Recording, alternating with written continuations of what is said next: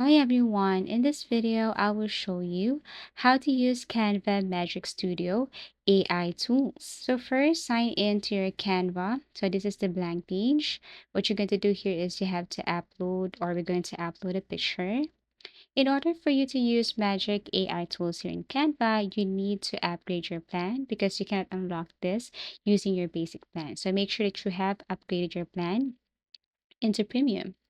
Now, once you have your premium account here, you have to click at the picture and then you should see the edit option right here. Click this one and it will take you directly to this. On the left side, you can see this Magic Studio where you can use picture remover. There is this tool here which is picture remover.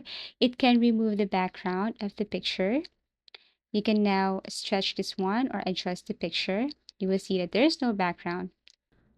Another tool here in Magic Studio is this what we call BG generator. You just have to click this one and you can now ask a prompt here. For example, if you want an ocean background. After that, tap on generate and then wait for a couple of seconds.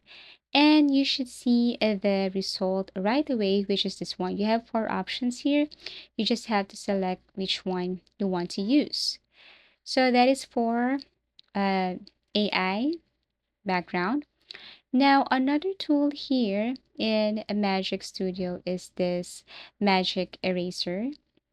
So if you want to erase a specific thing or element here, you just have to click this one and then try to erase that using this circle icon right here. Wait for a couple of seconds and it will erase this area, or you can do it again and again.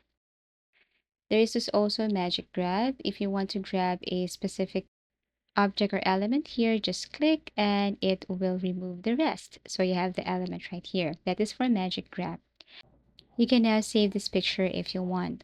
Another tool here in Magic Studio is grab text, but since we don't have one, well, all you have to do is to click that text and then you can just basically edit after. And then last is the expand, where you can expand the picture. And then after that, you can now click this expand and you will see the result. So I really hope this video helped you. Thank you so much for watching and see you again in our next video tutorials.